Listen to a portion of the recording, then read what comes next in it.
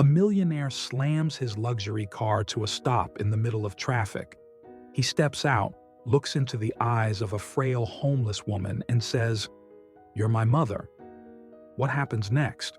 Left her speechless, and it will leave you in tears. For as long as he could remember, Daniel Foster knew two things.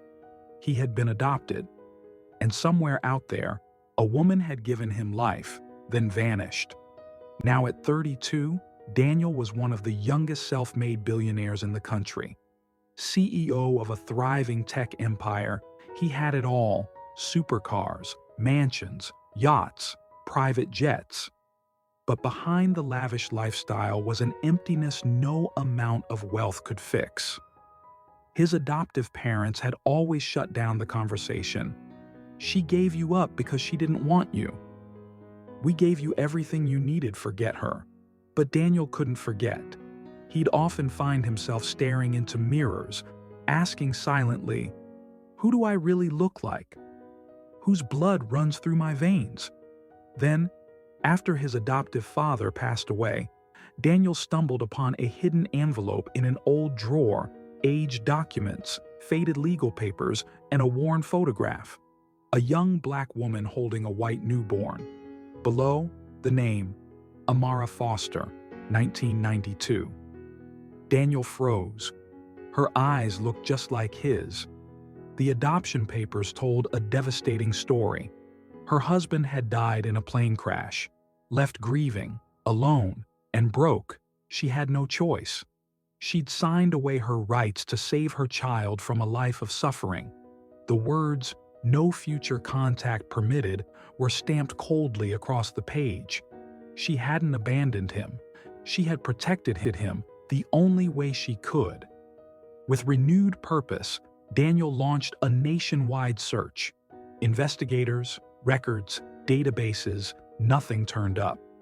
It was like she had vanished, until fate stepped in.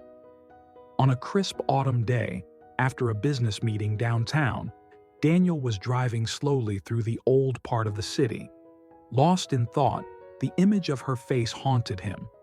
Then, suddenly, he saw her. A frail, barefoot elderly woman on the sidewalk, hunched under a heavy cloth sack. Torn clothes, weary eyes. Forgotten by the world, but not by him.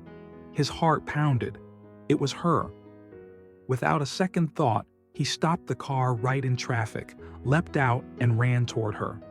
You're my mother," he said, voice trembling. She looked up, confused, shocked. What? What did you say?" He pulled out the old photo from his pocket. "Look, this is you. That's me. I found you." Her eyes locked on the photo. Her hands shook. A gasp escaped her lips. "Oh God. No, it can't be." Tears streamed down both their faces. She collapsed to her knees, sobbing. "They told me I'd never see you again," she whispered. "They made me sign it. I had no choice. I was broken, hungry. I only wanted you to live." Daniel held her close. "You didn't abandon me," he said. "You saved me. And now, let me take care of you." She resisted. "You're rich. I'm nothing." He smiled through tears. "Number. You're everything. I've had money my whole life, but I never had you."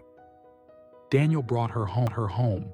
She received the best care, food, clothes, and above all, love.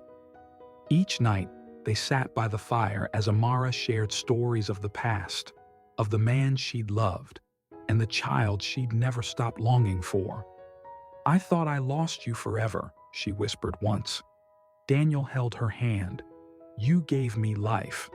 Now I'll give you the life you always deserved." She was no longer a beggar on the street. She was a mother finally reunited with her son, living with dignity, peace, and the love that had been stolen from them both. If this story moved you, give it a thumbs up, subscribe for more powerful real-life stories, and comment below, where in the world are you watching from? We read every message, and we love hearing your thoughts. Until next time, stay kind, stay curious, and remember, Love always finds a way.